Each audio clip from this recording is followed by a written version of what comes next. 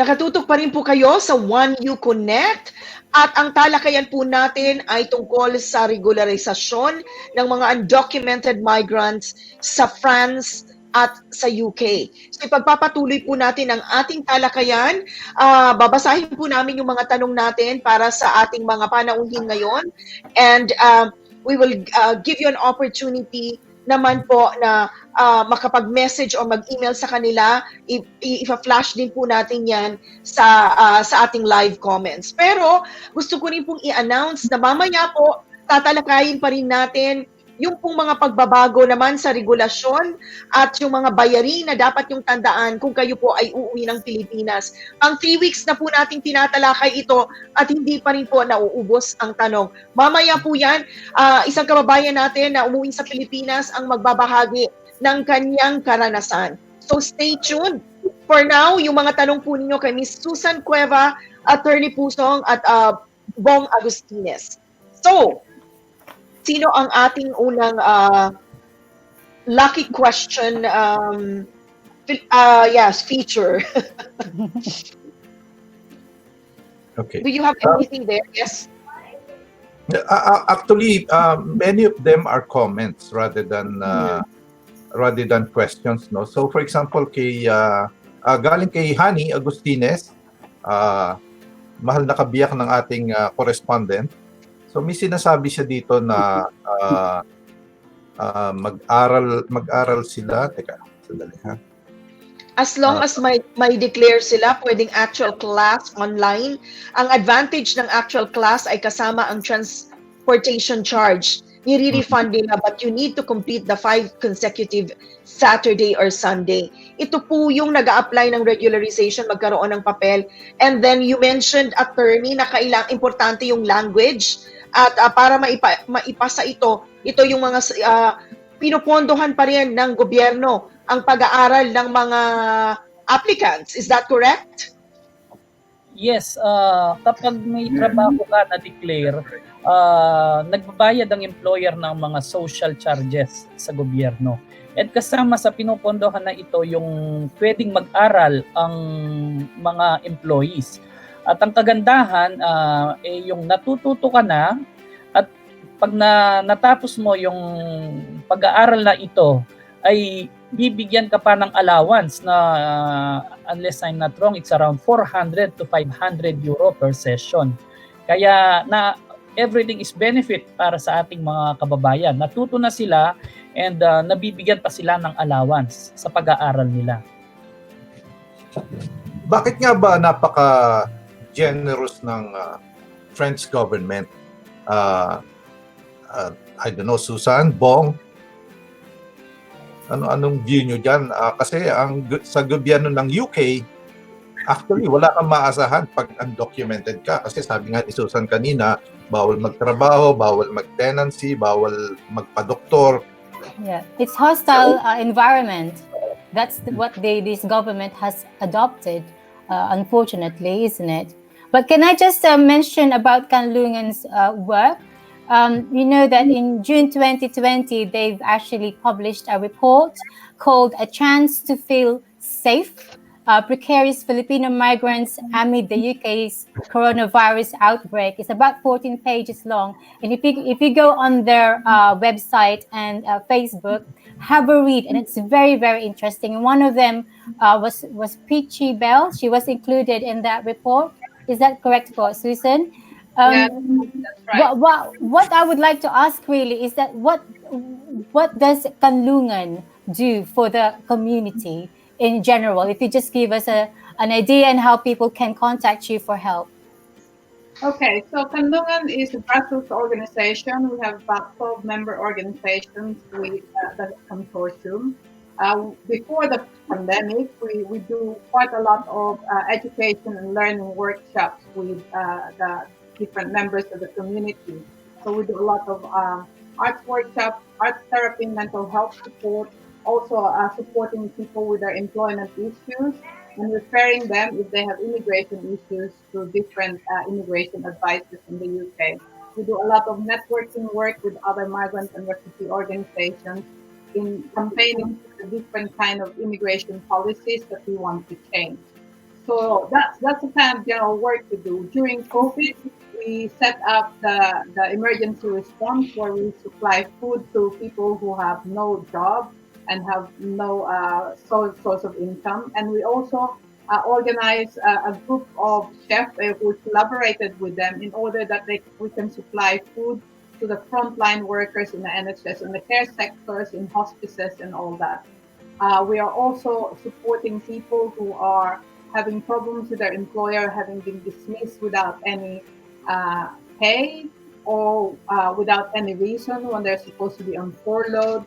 And so we're trying to sort out some of the issues in employment. We're also supporting our kababayan to be able to, who've lost their job, to be able to get through the universal credit and then other job seeker support. Because not many of our kababayan have been unemployed. Many of them have been employed, so they don't know the kind of social welfare benefit system that we have in the UK. So we have to show them how to do it and to support them. So we're also doing this campaign for regularization, as you know, continuingly over a period of time, but now more highlighted because of the effect of the pandemic to our regular workers. Together with 60, 70 organizations, we've formed the status now so that undocumented people in the UK will be regularized. And we have different kind of activities also as part of that. In fact, we launched the campaign last weekend. Well, it was about 300 people who attended our kind of launch rally, Zoom online, of course, because we're not allowed to be, out in the street yet. But we also did what you saw with Pichibel. We did our own Filipino undocumented launch of this report that you've just said, so that the Filipinos who participate in this report can also know each other, talk to each other, and then we discuss about other kind of things that we can support them. Mental health support, because many of us have been affected by the lockdown and the insecurity of our life and the fear for our health and also for our family. And we're continuing doing that until now. Actually, great. how about the Philippine government, Susan and Bong, no? Dahil alam ko dito sa UK, ang OWA o Philippine Embassy ay meron silang parang shelter for I think mostly for undocumented migrants. At meron din silang assistance to nationals, yung $200, no? So, nagagamit niyo ba yan sa pagtulong sa mga kababayan natin, Susan and Bong? In the UK, those people who are coming to us, we also refer them to the embassy to see if they will qualify for that support. Because there's some level of qualifications and documentations they need to present so that they can qualify for that. So we do refer them to that. Bong? Dito sa Paris naman, ayon kay Ambassador Lazaro, kasi nga walang opisina dito yung OWA, nasa Madrid. So sabi niya Ambassador na mag-fill up ng form, dapat padala dun sa Madrid sa OWA. So mga membro ng OWA rito, normally, actually talagang yung iba wala pang ID nga. Wala pang ID. Lalo na yung asawa ko, walang ID. Meron hindi pa nabibigyan ng ID. Kaya yun ang problema ng mga Pilipino naman dito sa tungkol dyan sa OWA. Assistance. Mm-hmm. Yung assistance. Well, I think they need to satisfy some of the requirements. So, of course, when we refer them, hindi naman namin alam kung na-satisfy ba nila lahat ng requirements. But I mean, that's for the OWA to look after, to determine kung sino yung makakatanda. Ang sinasabi kasi ni Bong is that yung mga kababayan natin sa France, lalo na yung mga nasa Paris, mahirap sila marahil mag-apply kasi ang naghahawak nung pagdi-distribute o yung pamamahagi para sa mga taga-France ay sakop po ng embassy ng Spain. So yun yung pagkakaiba. Mahirap nasa Espanya. So natalakay kasi namin yon in one of our live stream sessions also, na nandun nga ang magkakalap pa ng mga requirements and all ay nasa ibang bansa. So, yun po yung gusto kong idagdag doon. May tanong po dito mula kay Marvin Batakan. Good afternoon po. Nais ko pong itanong kay attorney kung may chance po ba na magkaroon ng regularization kung nagkaroon ng problema sa justice. Pero sa ngayon, may trabaho naman po ako at declared po ako for 7 years na. Salamat po and God bless. So Marvin, siguro ang tinutukoy mo dito ay si attorney Pusong ng France. Kung nagka-problema daw ba sa justice, maybe kung nahuli o nagkaroon siya ng kaso, may chance daw po ba na ma-regularize, attorney? Yes, of course. Wala naman problema yon. Sabi nga, kung once nagkamali ka, may pagkakamali, nadapa, sabi may trabaho ka na ngayon and you are declared for 7 years, kung may record ka, nasa dossier yon, pero hindi lang naman yun ang pagbabasihan ng gobyerno para bigyan ka o i-refuse ng papel. Titignan yung stay mo dito, yung family mo, yung trabaho mo. And ibabalanse yan. So kapag yung lahat ng mga punto ay pabor sa iyo, ibibigyan ka din naman ng titulo sa jure o papel. Okay. What about in the UK, Attorney Dias and Susan? Yan ba ay malaking puntos or points against an applicant? Kung nagkaroon ka ng criminal record, for example, or even just a violation na driving offense? Miss Susan, you answer that. Because I have cases like that where where they have the criminal offense, but driving offense is not really a big deal, so to speak. Pero kung meron kayong like if you're driving without insurance, for example, or if you have caution because you've taken drugs or something, it's a little bit more serious. But I think Miss Susan also have experience in this, so I'll give the floor to her to explain. Well, I mean, really, I think my only knowledge of it is that I know that if you've been convicted and has to serve 1 year of your sentence, then you'll probably not be able to get qualified for any kind of regularization. It's very unfortunate, but yeah. I agree with Crystal. In fact, but we certainly take that into account because you have to disclose everything. Even just if you have the warning or a caution, anything like that, they actually ask that question, and it's up to the Home Office to decide whether they'll just let it go or they take that into account, and that would have a serious effect on your application. In fact, anyone who's undocumented, kahit na maayos mo yung paper mo ngayon dito sa UK, no?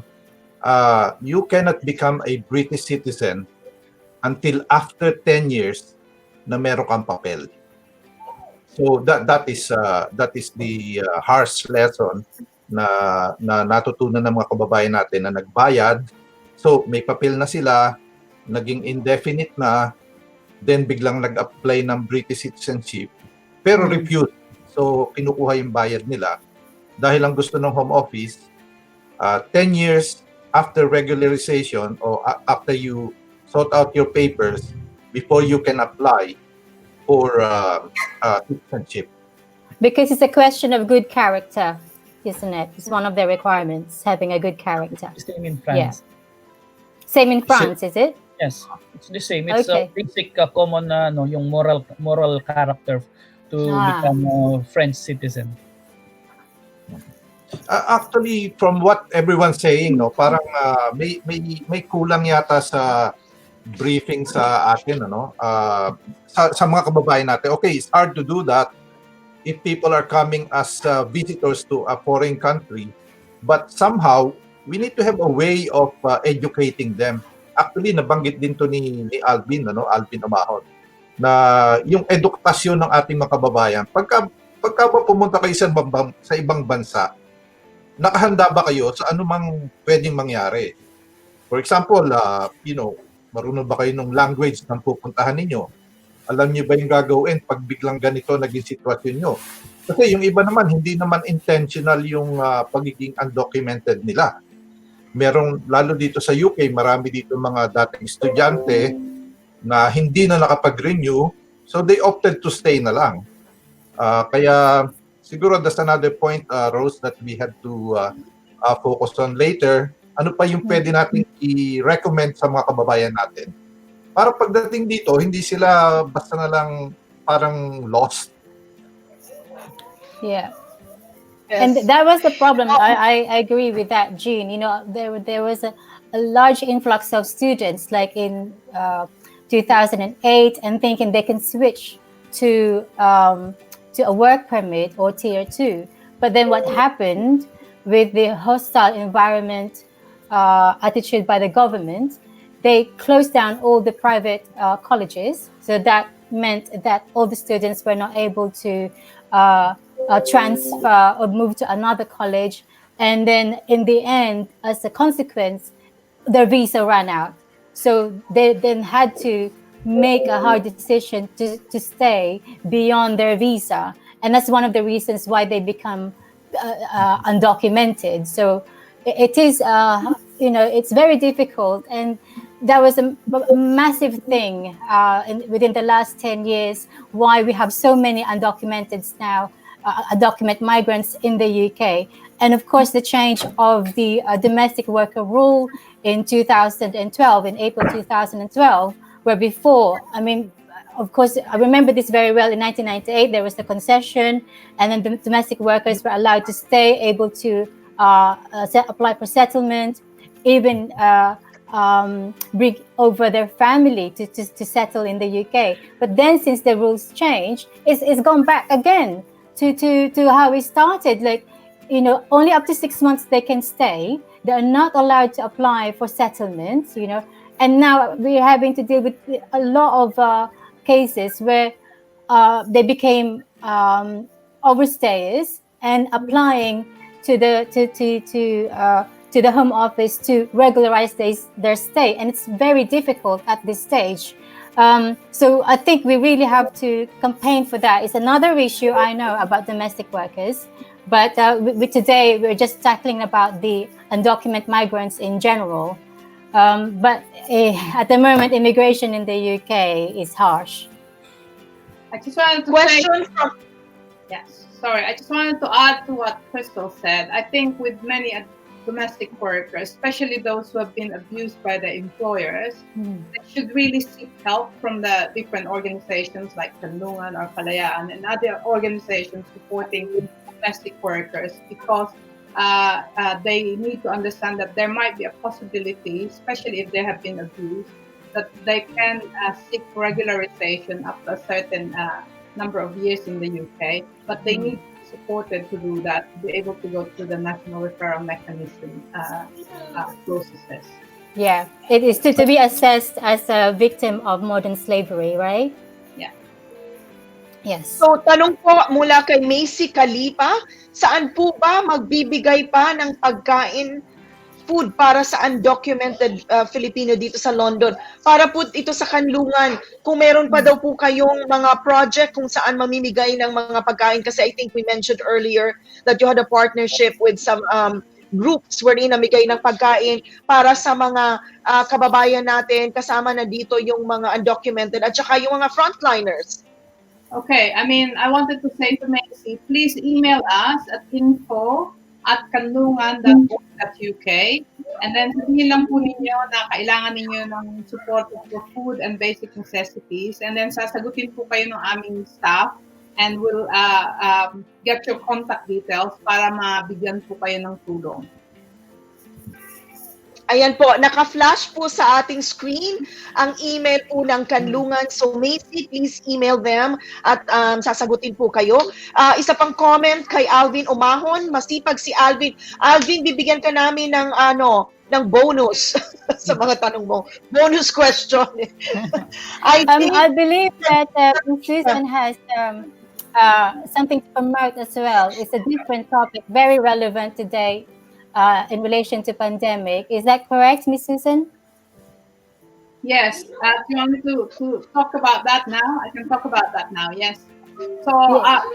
yeah, so Kandungan is also doing a kind of work survey with our frontline health and social care workers, because one of the things that we found out during the whole pandemic is that there's a lot of discrimination actions committed against our workers, which a degree resulted to them being at risk in their workplaces and then affected by COVID. So we wanted to get their stories, to survey their experiences, and to be able to put that out in the open, because it's very difficult to talk about that in workplaces. So that then we hope that whatever kind of findings we get in that research and report, we will be able to talk to the government and to the health services and to the employers that this is the experiences that we have as ethnic minority frontline workers in the UK, that we can draw lessons from that so that we can avoid infection and death in the community, because we don't want anymore the large number of death in our community. We know that in the health and social care workers, we had 25% of the total death in those workforce. And among nurses, we have 30% of the death in the nurses. And that is very hard for one single community like ourselves, which has a very, we only have 1.4% of workers in this work, in this frontline work. So it's very disproportionate. So we want to see the experiences and draw lessons from that so that we can avoid the higher death rate in our community. Thank you. Okay, I think we will have a few more questions before we have to close this segment. I think this is for Attorney Pusong.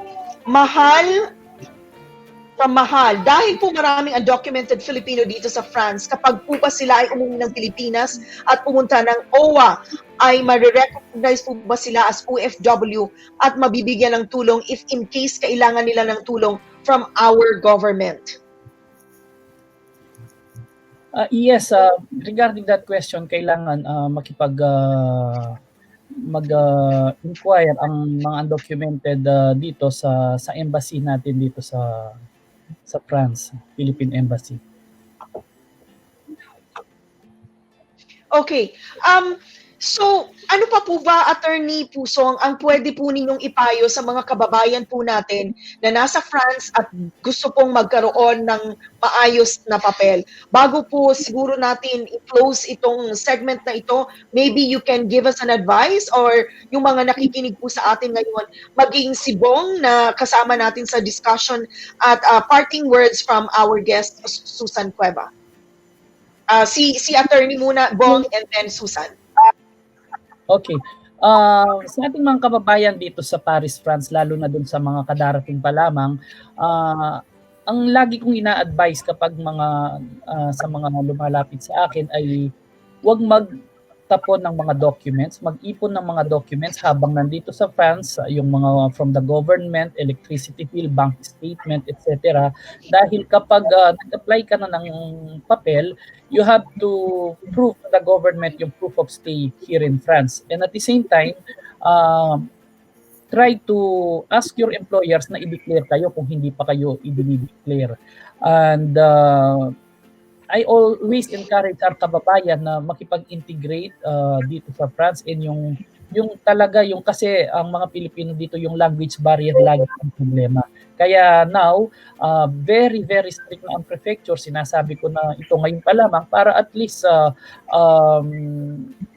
matuto, mag-aral, ma-encourage na mag-aral ang ating mga kababayan. Sabi ko nga, ang pag-aaral ng French, when you have it, it will open many doors to you, a lot of employment sa iba't ibang klaseng dimension dito sa France. So, that's it. Ang maging advice ko sa ating mga kababayan. Your advice then, bilang Philcom leader dyan at tagapagpalita ng The Filipino Channel.